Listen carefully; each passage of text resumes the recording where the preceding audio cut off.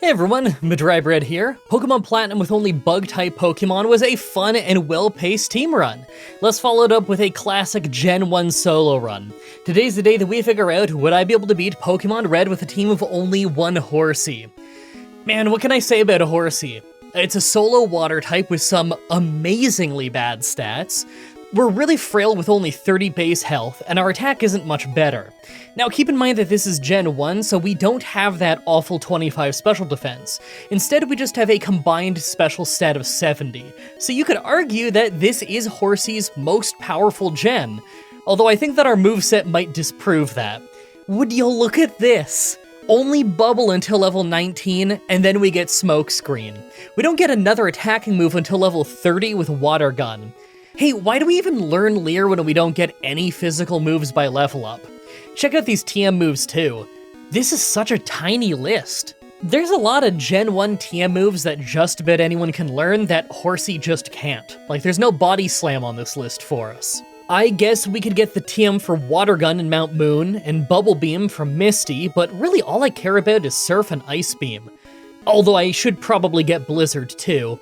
Yeah, Ice Beam and Blizzard cover the same type, but Blizzard in Gen 1 has 90 accuracy, making it pretty overpowered. I'll probably learn it if I feel like I just need that extra little bit of power for a fight. Like always, I'm writing this script as I go through with the challenge, so all of this part is being written before I've started. Everyone comment down below and guess if I can win or not. Well, the ice moves make me think that I can win, but I could see the early to mid-game being pretty difficult. Until we have Surf and Ice Beam, it's gonna be a slow run. Let's explain the rules. In combat, I can only use Horsea. I'll need other Pokemon to use HMs, but I won't be allowed to use any of those Pokemon in battle. No glitches or exploits, no items in battle, only Pokeballs and items outside of combat are allowed. Also, if you enjoyed this video, be sure to like, subscribe, and ring the bell for more. Let's do this. So, right off the bat, I used the Universal Pokemon Randomizer to replace Squirtle with Horsea so that we can do the whole run with it. I picked to replace Squirtle so that our rival would have Venusaur, probably the hardest for us to fight. Now, there was a simply unbelievable amount of great name suggestions for Horsea over on Twitter, from 4 Horsemen references to the obvious great choice of Ponyta, but in the end, I named him Horsea, because that's hilarious. So the early game travel is not great as a result of our only move having 20 power, and our stats are not really any better than any of the super early game Pokemon, but at least we have some peace of mind knowing that the Rock Gym is gonna be easy and we can use Water Gun once we get to Mount Moon.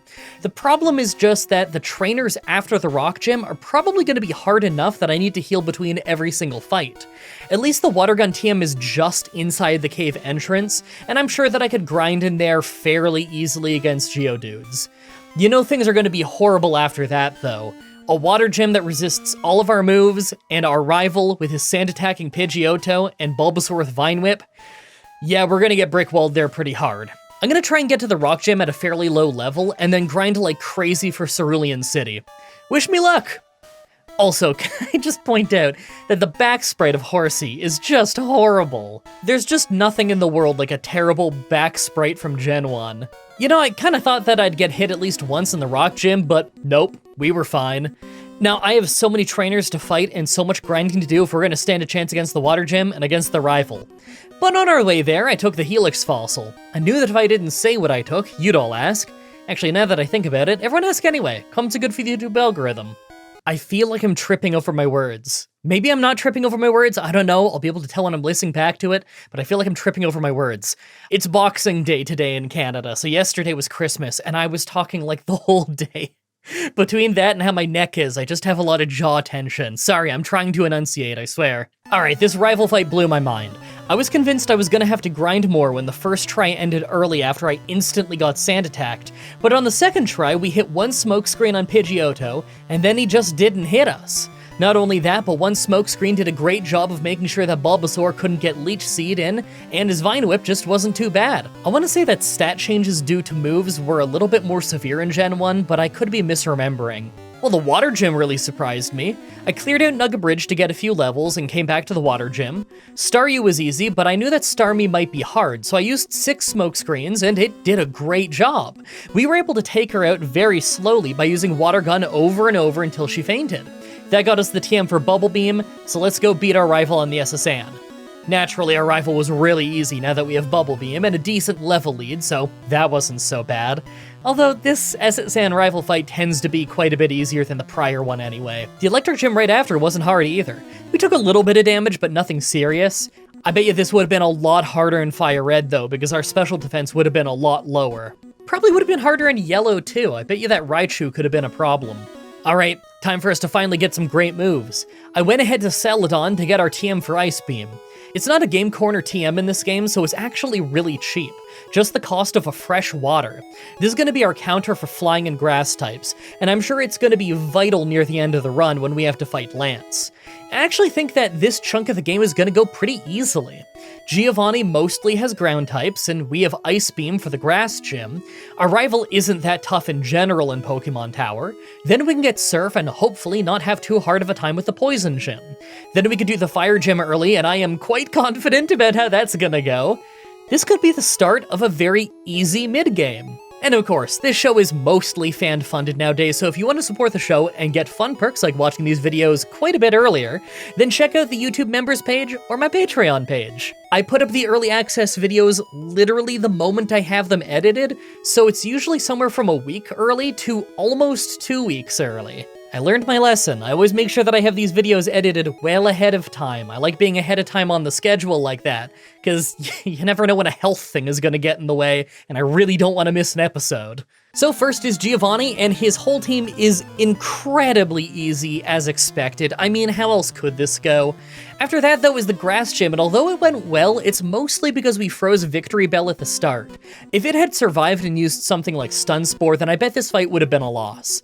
I probably would win this fight more often than I'd lose it, but I still think I was lucky to get that freeze on the first attempt. Next is the rival fight in the Pokemon Tower, and although this fight is always pretty easy, we lost almost half of our health. It's not a problem yet, but I could... Sorry, I got the window open. It's hailing like crazy out there. I wonder if that's audible in the background of the audio. You know what? I'm gonna close that window. I don't want that audible for you. Alright, now I will just slowly boil alive while doing the voiceover. Dude, I hate voiceovers in the winter. It gets so swelteringly hot in the home studio. Sorry, right, it's not a problem yet, but I could see the Silphco rival fight being a real problem. The Poison Gym was after that, but shockingly enough, the only hit I took the entire fight was from Smog at the very end against Weezing. I kinda thought that things like Smokescreen and Explosion could cause us some issues, but nope. It was actually really easy, and that means we get to do the Fire Gym early, which I get way too excited about. I want to see what Blaine does. I swear, Blaine never disappoints. He always finds funny new ways to lose. It's like my favorite part of Gen 1 runs, is fighting Blaine. We swept his team with Surf until Arcanine, who survived with red health, just for him to crit a takedown so hard that he knocked himself out. Oh, Blaine, never change. I can't believe it. We are finally losing a fight. We're at Rival Fival, and although pretty much the whole fight is easy, the Venusaur at the end survived Ice Beam and hit a critical Razor Leaf to finish us off. It's been a while since we fainted, but hey, a critical Razor Leaf will do that. Hey, you remember back in the day when I said Rival Fival a few times in reference to J-Rose and people legit got mad at me and said I was ripping them off? Man, those early days of Pokemon challenges were crazy. Would you believe that that was like 6 years ago? People got mad about anything back then. I like J-Rose. He's a good dude. I've enjoyed every single time that I've ever talked to him. I actually had people complaining about me, saying that I'm a joke thief over that Rival Fival thing on Kiwi farms of all places. Isn't that insane? Like, why do they even know I exist? That's nuts. Brother, I'm proud of my work, but I'm like, I was a flash in the pan like 5-6 years ago. Why do they care about me? Let me do my thing, I'm having fun. Anyway, the next try at the rival fight, and I just used Blizzard for a one-shot on Venusaur. It was easy, but of course it would be. If he survives with red health off Ice Beam, then of course Blizzard is gonna do the trick. Next is Giovanni, but he was still just a sweep, nothing to see here. The next gym was actually really interesting though. This Psychic Gym is nuts. The whole thing was pretty easy until Venomoth, when we got hit by Stun Spore, and that led us to the most insane Alakazam fight that I've had in a while. Now, I don't know exactly how the odds of losing a turn to paralysis works in Gen 1, but it can't be like in the other games, because it's crazy how often it happens in a row. We were missing turns constantly, while Alakazam was just spamming Recover and Reflect most of the time. And don't forget, Reflect doesn't just wear off in Gen 1, he doesn't need to use it more than once. She almost never attempted to attack us, despite missing turn after turn after turn. We so easily could have lost this if she simply tried to win, but she didn't. It wasn't even a thing of her spamming Psywave and blowing it that way, she just wasn't trying to fight us. We won despite having no right to win at all. And of course, Ground Gym was a sweep. How could it not be at this point? Alright, the pre-Elite Four rival fight is next, and although it's mostly easy, we were hit here and there on the way to Venusaur every time, and it just results in us getting taken out by Razor Leaf now that Blizzard isn't a one-shot. Yeah, we got crit, but it's Razor Leaf in Gen 1, it's gonna crit way more than in other games. I actually do have to finally gain a few levels, but that's okay. I'm gonna need to do that before the Elite Four anyway. Well, I got just a few levels and came back for a few tries. I was hoping Razor Leaf just wouldn't hit, when he used Vine Whip for no reason. Well, that was so weak that we just didn't faint. We did come really close to fainting, but we still won. Now that we're the Elite Four, let's take a look at our stats. I have to say, my stats are better than I thought they would be. I feel pretty good about this. Now I doubt I'm beating Lorelei until closer to level 70, because she resists nearly every move we have, but outside of that, the Elite Four probably won't be bad. I could see us getting stuck on the Pokemon Champion if Alakazam crits us with Psychic, but considering Venusaur should be using Solar Beam, I think this might be smooth sailing. Make your final guesses on if we can win this or not. Let's do this. First is Ice Trainer Lorelei. Alright, well if you're looking at the screen, then you instantly see the issue. We do almost no damage with Surf, and Ice Beam isn't any better. No matter what, we lose an unreal amount of power points to Dugong because she uses Rest so often. Eventually, we luck out and we get a knockout just because she uses Takedown, and we're able to get farther into the fight largely because of her own bad move choice, but that luck only takes us to Jinx if we're lucky. Even Blizzard hardly does any damage because our whole team is Ice type. We can't freeze them. I actually think that we might not need as many levels as I thought to get past this, though.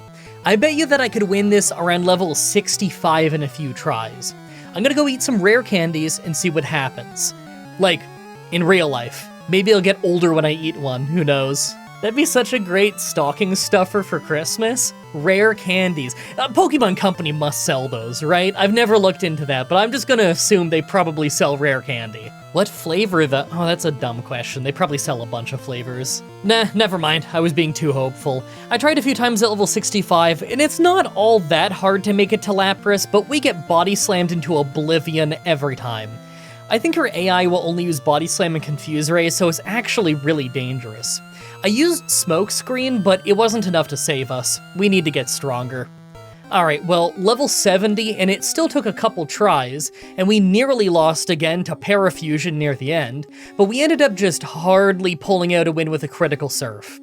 I mean, it's Gen 1 though, crits happen like 100 times a fight no matter what's going on, so I can hardly call it lucky.